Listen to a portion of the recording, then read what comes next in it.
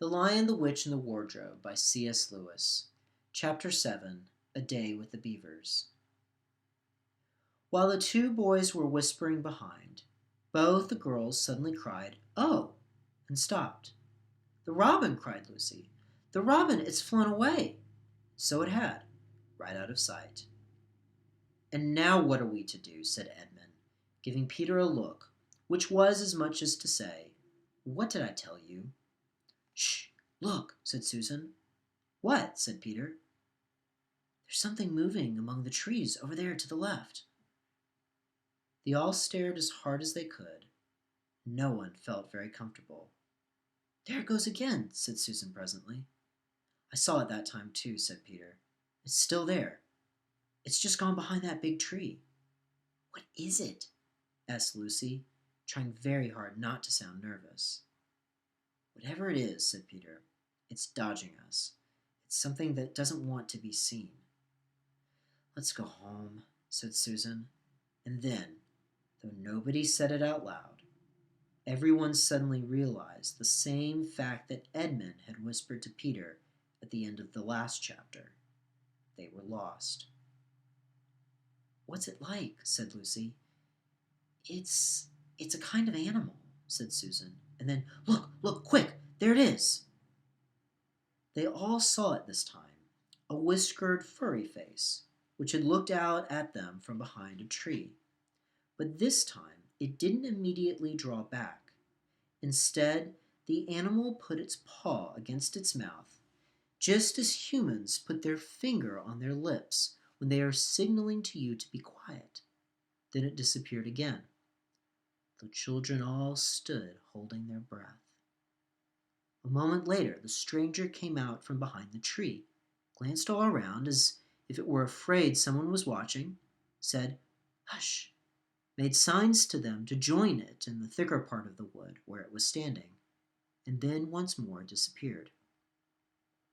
"I know what it is," said Peter. "It's a beaver. I saw the tail." "It wants us to go to it," said Susan, "and it is warning us not to make a noise." "I know," said Peter. "The question is, are we to go to it or not? What do you think, Lou?" "I think it's a nice beaver," said Lucy. "Yes, but how do we know?" said Edmund. "Shan't we have to risk it?" said Susan. "I mean, it's no good just standing here, and I feel I want some dinner." At this point, the beaver again popped its head out from behind the tree and beckoned earnestly to them. "Come on," said Peter. "Let's give it a try. All keep close together. We ought to be a match for one beaver if it turns out to be an enemy." So the children all got close together and walked up to the tree and in behind it. And there, sure enough, they found the beaver. But it still drew back, saying to them in a hoarse, throaty whisper, "Further in!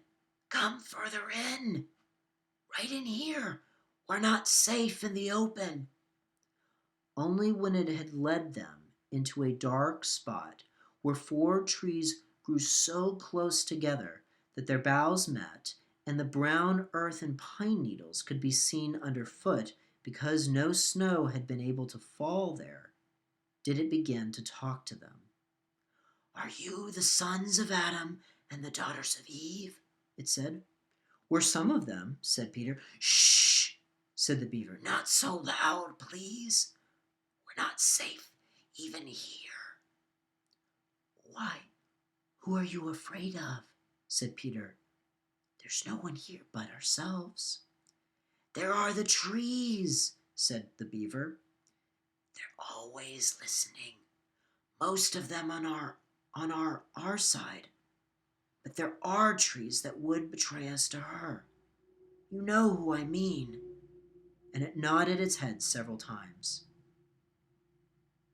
"If it comes to talking about sides," said Edmund, "how do we know you're a friend?" "Not meaning to be rude, Mr. Beaver," added Peter, "but you see, we're strangers." Quite right, said the beaver. "Here is my token." With these words, it held up to them a little white object. They all looked at it in surprise, till suddenly Lucy said, "Oh, of course, it's my handkerchief, the one I gave to poor Mr. Tumnus." "That's right," said the beaver. "Poor fellow. He got wind of the arrest before it actually happened, and handed this over to me. He said that if anything happened to him, I must meet you here and take you on to—" Here, the beaver's voice sank into silence, and it gave one or two very mysterious nods. Then, signaling to the children to stand as close around it as they possibly could, so that their faces were actually tickled by its whispers, it said in a low whisper, "They say Aslan is on the move. Perhaps has already landed." And now a very curious thing happened. None of the children knew who Aslan was any more than you do. But the moment the beaver had spoken these words, everyone felt quite different. Perhaps it has sometimes happened to you in a dream that someone says something which you don't understand, but in the dream it feels as if it has some enormous meaning. Either a terrifying one, which turns the whole dream into a nightmare, or else a lovely meaning, too lovely to put into words, which makes the dream so beautiful that you remember it all your life. You're always wishing you could get into that dream again. It was like that now. At the name of Aslan, each one of the children felt something jump in its inside. Edmund felt a sensation of mysterious horror. Peter felt suddenly brave and adventurous. Susan felt as if some delicious smell or some delightful strain of music had just floated by her. And Lucy got the feeling you have when you wake up in the morning and realize that it is the beginning of the holidays or the beginning of summer. "And what about Mr. Tumnus?" said Lucy. "Where's he?" "Shh," said the beaver. "Not here. I must bring you where we can have a real talk and also dinner." No one except Edmund felt any difficulty about trusting the beaver now, and everyone, including Edmund, was very glad to hear the word dinner. They therefore all hurried along behind their new friend, who led them at a surprisingly quick pace, and always in the thickest parts of the forest, for over an hour. Everyone was feeling very tired and very hungry when suddenly the trees began to get thinner in front of them, and the ground to fall steeply downward. A minute later, they came out under the open sky. The sun was still shining, and found themselves looking down on a fine sight. They were standing on the edge of a steep, narrow valley, at the bottom of which ran, at least it would have been running if it hadn't been frozen, a fairly large river.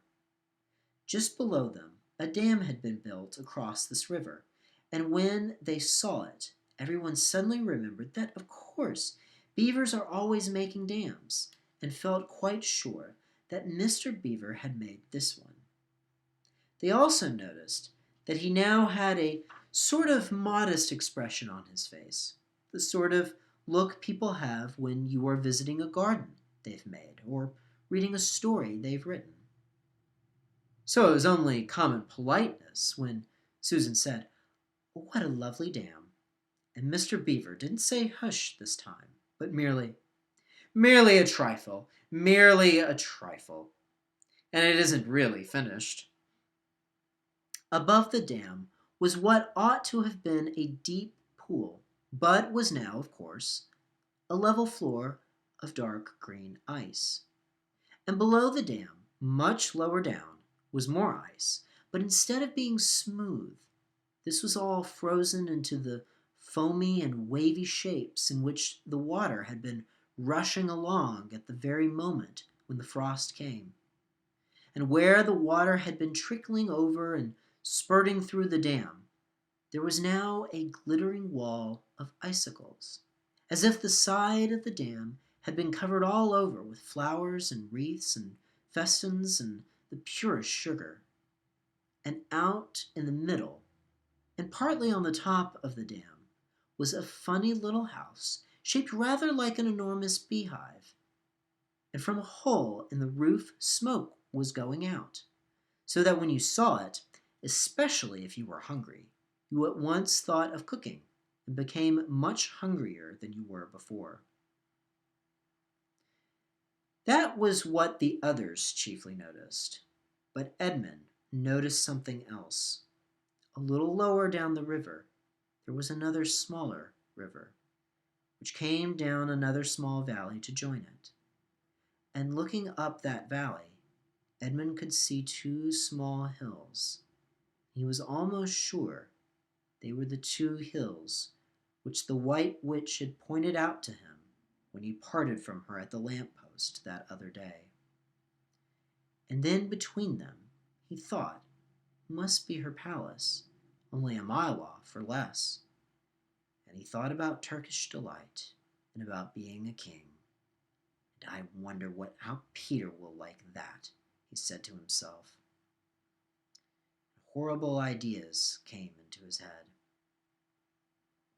Here we are, said Mr. Beaver, and it looks as if Mrs. Beaver is expecting us. I'll lead the way, but be careful and don't slip. The top of the dam was wide enough to walk on, though not, for humans, a very nice place to walk because it was covered with ice, and though the frozen pool was level with it on one side, there was a nasty drop to the lower river on the other. Along this route, Mr. Beaver led them in a single file right out to the middle, where they could look a long way up the river and a long way down it. And when they had reached the middle, they were at the house, and they were at the door of the house. Here we are, Mrs. Beaver, said Mr. Beaver. I found them. Here are the sons and daughters of Adam and Eve. They all went in. The first thing Lucy noticed as she went in was a burring sound, and the first thing she saw was a kind old she-beaver sitting in the corner with a thread in her mouth, working busily at her sewing machine, and it was from it that the sound came. She stopped her work and got up as soon as the children came in. So you've come at last, she said, holding out both her wrinkled old paws. At last! To think that I ever should live to see this day. The potatoes are boiling, and the kettle's singing, and I dare say, Mr. Beaver, you'll get us some fish. That I will, said Mr. Beaver, and he went out of the house. Peter went with him, and across the ice of the deep pool to where he had a little hole in the ice, which he kept open every day with his hatchet. They took a pail with them. Mr. Beaver sat down quietly at the edge of the hole. He didn't seem to mind it being so chilly. Looked hard into it, then suddenly shot in his paw, and before you could say Jack Robinson, had whisked out a beautiful trout. Then he did it all over again until they had a fine catch of fish.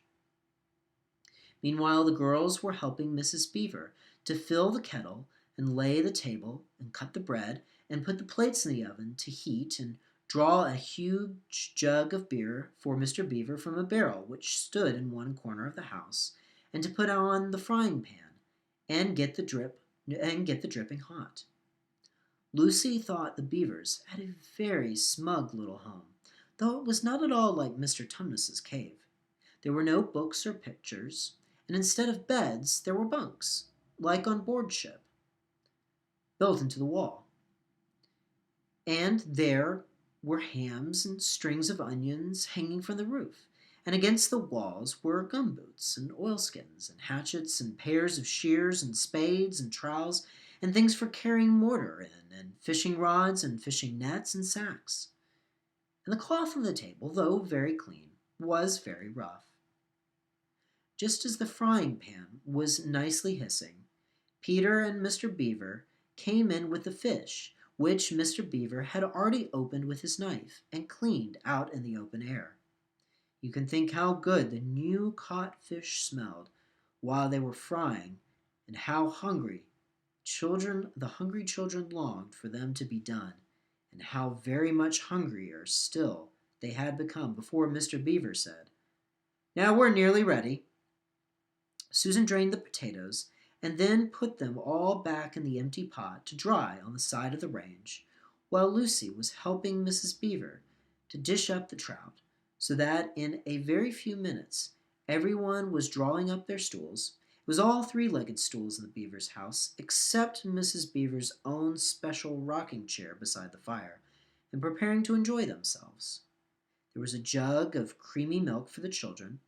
Mr. Beaver stuck to beer, and a great big lump of yellow butter in the middle of the table, from which everyone took as much as he wanted to go with his potatoes, and all the children thought, and I agree with them, that there's nothing to beat good freshwater fish if you want to eat it when it has been alive half an hour ago and has come out of the pan half a minute ago.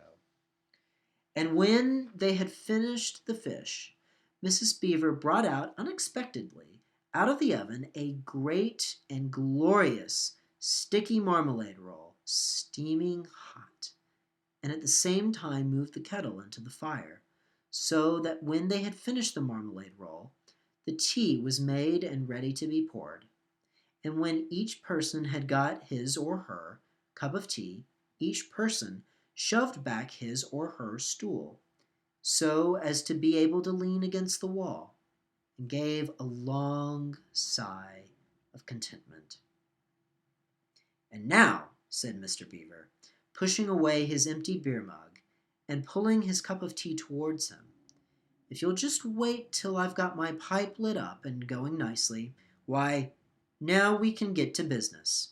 It's snowing again," he added, cocking his eye at the window.